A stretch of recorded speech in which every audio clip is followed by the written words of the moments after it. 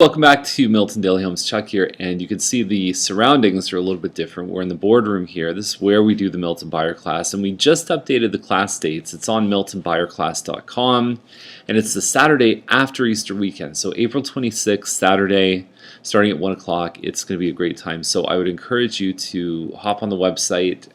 You can get it over on that side and just register. And you're good. About 2 hours, we cover all the hidden costs, all the steps involved, everything you need to know to buy a house, plus a whole lot more. We've had people that have bought 5 or 6 or even 10 homes, and they've said, hey, we still learned a lot in the class. So we'll tell you what you need to know when you actually go and look at homes so that you can avoid a money pit, how to guarantee your agents protecting you. There's 3 first-time homebuyer incentives that together would make up more than $13,000 worth of incentives for you to buy your first home, and they're all government programs and all federal and no nonsense kind of thing. So definitely check it out. Let's get started today. I'll try and go through quick. There's 22 properties. This one on Main Street is a 1+1.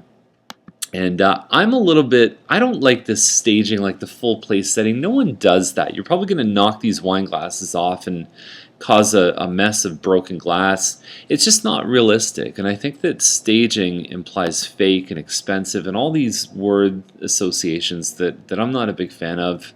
And it just, you got to live in reality. I had somebody who put a couple wine glasses by a bathtub.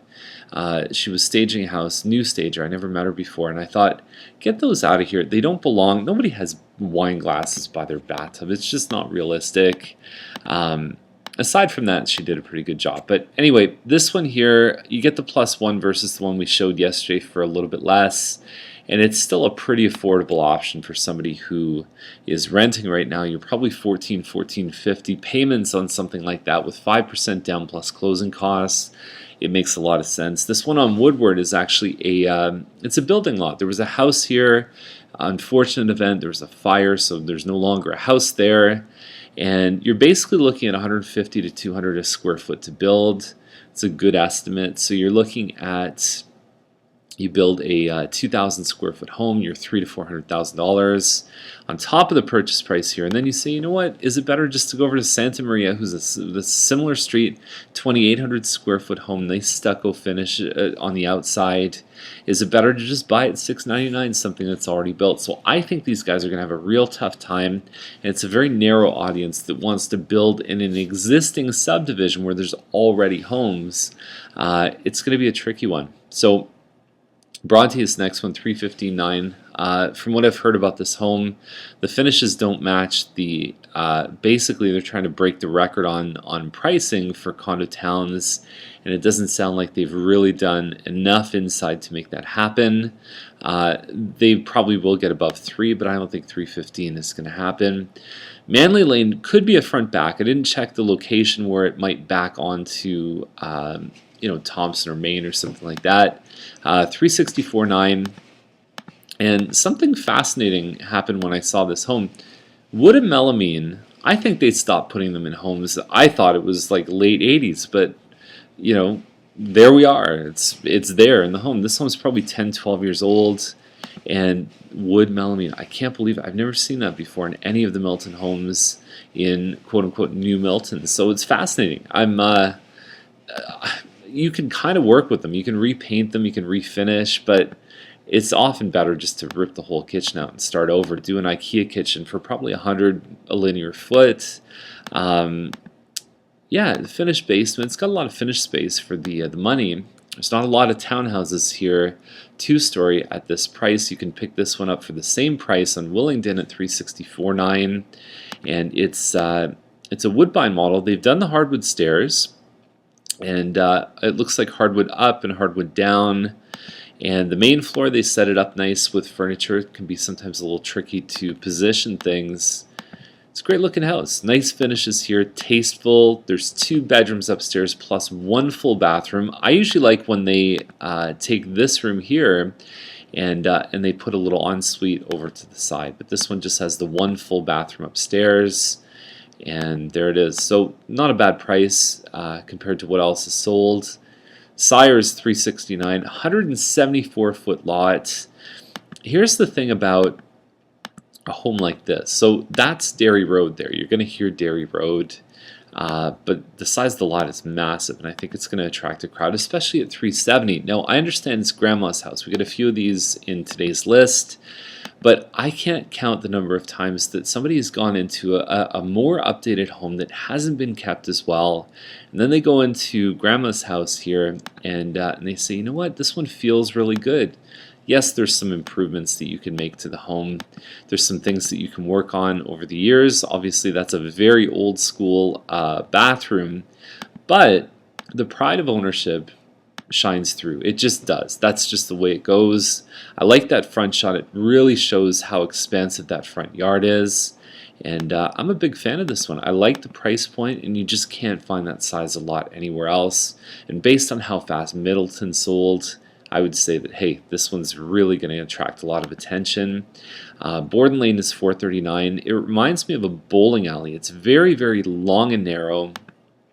Your 22-foot lot, your garage takes up 10 feet. You need a bit of setback on both sides. So you're talking maybe 8 to 10 feet here until you get past the garage. So it's very long and narrow, and I'm not a big fan of the long and narrow. It's hard to position furniture. They have a couch basically sitting sort of at this apex between the hallway and the end of the kitchen. And so that's what I mean, is it can be very tricky. There's the couch right there. It's like you have to kind of steer around it in order to clear enough space. Anyway, they've upgraded the floors upstairs. There's no finished basement here. But you can't find a lot of quote-unquote detached homes. I believe this one's linked by the foundation, but it looks detached above ground. You just don't find many of them under $450. Colson is $450 as well. It's a back split. What I meant to say with the previous one is you don't see many in the new area under $450. Again, wood and melamine, there you go. This home was probably built in the 80s, and it's more likely that I would see something there. It's possible that it could be linked by the foundation. 35 by 120, and the price seems pretty decent there too. You do have 3 bedrooms upstairs, plus you have the 4th bedroom on the lower level, because it's split levels. It's sort of half levels. There's a crawl space usually on the leftover half. This one on Connors is $474.9. I'm not sure how I feel about it, because we've seen some nice Mattamy semis. This one's just under 1,900 square feet that have sold even under $450, and so we've seen some other builders and even a couple Mattamys that have done pretty well. Usually the Mattamy ones that we've seen up in the $470 range have had something like a finished basement. I wouldn't be surprised if this one sold around this price, but I also wouldn't be surprised if they had a tough time. So the sales could indicate either option could happen for these guys. Inman Heights I really like. It's a little under 1,400 square feet.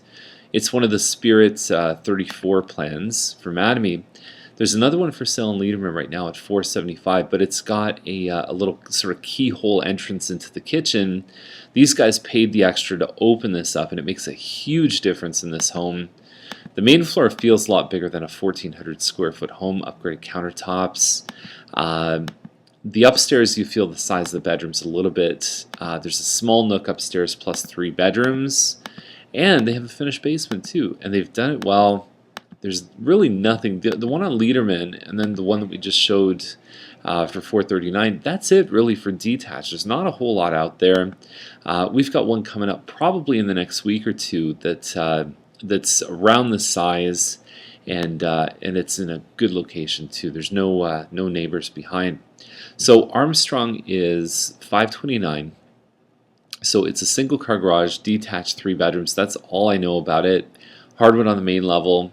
There's really not a lot of the description to go by, so we'll have to wait for the photos. Cook Crescent's $544. Maybe not the prettiest looking home from the street with the siding and stuff, and I have siding on my house, but I find some of the homes in this area, they don't have the greatest curb appeal. I find the main floor may be a little bit tight because you've got to clear a space for walkway and for just some room at the bottom of the stairs. Yeah, it's, we'll see what happens with it. I think the 3 bedrooms plus the loft upstairs reminds me a lot of the home that recently sold on Tupper. but they had a finished basement and they didn't hit this price. So we'll see what happens. The highway noise can be an issue for some of the buyers who are looking on Cook. It's not that far from the highway. Third side road is at $599, and you've got this wonderful little courtyard here with a baby maybe spitting, I don't know. Anyway, that's kind of a corny joke. You probably have some good escarpment views from here, and it looks like Nona's house, right? I mean, we talk about Grandma's house. Well, you know, Mediterranean-wise, it's Nona's house, and the thing about these homes, generally, the bones are very good, very well kept, and you just need to basically do the cosmetic updates if you choose to. Beyond that, it's a little tough to pin. I mean, you've got a couple on Tremaine that are, you know, at or below this price. You definitely want to watch Milton Heights because there's a lot of change going on. There's Ontario Municipal Board hearing going on, and so the developers are really trying to get into this land, and they're going to put in pretty high density stuff. So if it all works out, the face of Milton Heights could drastically change. Sprott is $629. I think it's a great deal. I sold a very similar model to this one last year in the $620s, and this one has a lot of nice features there.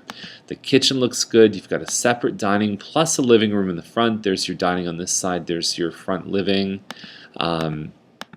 Nice hardwood floors. They replaced the builder light fixtures, and they've got hardwood upstairs. I think that this one is going to do well. Yeah, there was one on Laurier that sold in low sixes, but they wanted to get rid of it fast. And so you see something like this, and I really think they're poised for success. I like the price. I think it compares really well to some of the other stuff. I think it's around 2,600 square feet. Azelton $644. And we're talking about a very similar size to the previous one. Staggered garage means you lose a driveway space, and it looks like they have a sidewalk here. So there's really 3 car parking here, 2 in the garages plus 1 outside. What I love about this home is they did a really nice job with the light and dark. So they've got a lighter kitchen. I like the counter that they used here. They had some dark hardwood flooring. The staircase has white pickets, and then you also have, so everything is very much balanced in the sense of the light and dark. White pickets, but you've got the dark floors and the dark rails. Really nice. Well done house. Very nice layout here. And the thing that people forget is when you move the garage forward is you actually gain a whole other living. I think the dining room occupies that space. So your main floor becomes much less L-shaped, and there's a lot more space for rooms. So anyway, this one compares very well with what else is sold, and I really like the looks of it. I think they did a very tasteful job in choosing their finishes. And this one on McCutcheon is about 2,400 square feet. You can always tell this model because you've got the 2 pillars in the kitchen. $684 without a finished basement. I think that there's better deals out there. There are, however, not many homes of this size that are on a 56 wide lot. The builders don't even make them anymore. Good luck trying to find anything on the escarpment that has this kind of width to it, and it's only 80 feet deep. Some of the other ones are going 88 or 90 feet. In some cases, Intracorp went to 100 feet, but you're not going to find 56 wide. What that means is that the streets are way less crowded.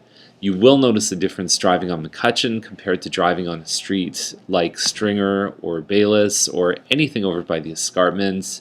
It's just different. So speaking of Stringer, weird coincidence there. We have this home. It is very similar to the Mattamy Shining Willow. It's about 2,800 square feet, including the loft upstairs above the garage. There's only 7 photos. This is the only backyard, really, is there's a small courtyard and you can walk out from the family room. There's been some good sales of these models, and I think they all just woke up and said, really, our home's worth that? And so we're seeing a lot more of these. There's more of these that have come up for sale in the last probably 2 months than I think we saw in the previous 2 or 3 years. Forbes relisted at the same price. I think they had a conditional offer on it. It's a Cloverdale model. It's one of my personal favorites. Heathwood built it. You can find the floor plans if you Google Heathwood Cloverdale. You've got a little den off the main floor. Nice open concept. You've got that tray ceiling that Heathwood's known for. And then you have the forest behind. Now, here's something in the description. It says, owners paid $100,000 for lot premium. Well, here's the thing. Heathwood owners paid more than market value for a lot of stuff, including their houses, and they're lucky now that they've all gone up and market's done well. But the $100,000 for the lot premium, I don't think is something that they're going to recoup. It's just there were some people that even paid more in this subdivision. I heard as high as $150,000, $160,000 for lot premiums. With the forest behind, I would think that your high end is probably somewhere around $40,000 to $50,000. So what you pay and what you get are sometimes two completely different things. Ennisclare is $849. There's another one for sale on Ennisclare, like 1.4. I think that's a little bit high. Now there's differences. That one has a insulated heated workshop. But I think for this home, for this price, it's a nice size. It's more than 3,000 square feet. You could probably change out the appliances and change the look of that kitchen. But it's not bad. You have a parcel of land beside this one. It's a huge parcel. And you own 1/29th share of it when you buy into any home on Ennisclare. Got the pool there. $849 seems like a pretty decent price. It's a bit of a hike to get up there, though. I mean, it's definitely not super close to Milton. You're at least 20 minutes northwest of town. I like this one on Derry. I think it's a great location. I like the price of it too. I think the home could really be restored into something beautiful. It's on 4 acres. I sold a bungalow on a 1.3 acre lot years ago for $600,000. So I think that at $874, there's just so much potential here, and there's things about this home that I think just ooze character. You have this if you're a car hobbyist, if you have some kind of home-based business, you're a woodworker. Awesome stuff. That's the escarpment right there. Yeah, awesome stuff. You get a little pond, a little stream that runs through the house. I love this home. It was listed last year, didn't sell. It's coming back out, and it's one of my personal favorites. I just see so much stuff that you can do with that home. The first line is 1.8, and the thing about this one is that you've got just a lot of outbuildings. I don't know if the photos really excite somebody, and you're on about 10 acres. 1.8 seems a little bit high to me. Guelph line is 2.75, and so this is a I think it's Kaiser Engine that is here. Good location close to Mohawk, although with all this stuff happening with Mohawk, you wonder if it's going to be something where this area is going to have a lot of potential or not in the future. So there are some unknowns just about the future of the whole equestrian community, really, in the area. And it is close to the 401, so there is pretty good access there. And yeah, we'll see what happens with this. 2.75, it's a bit more of a customized use. There's the house, then there's commercial parts. You want to make sure you've got a good accountant and a good mortgage broker to help with that, because anytime you deal with commercial on a property, you could run into a little more challenge than you would if it was just a straight residential purchase. And that's the list. So if you have any questions, give us a call and come to the buyer class. I think you'll really like it, and we'll see you tomorrow with more Milton Daily Homes.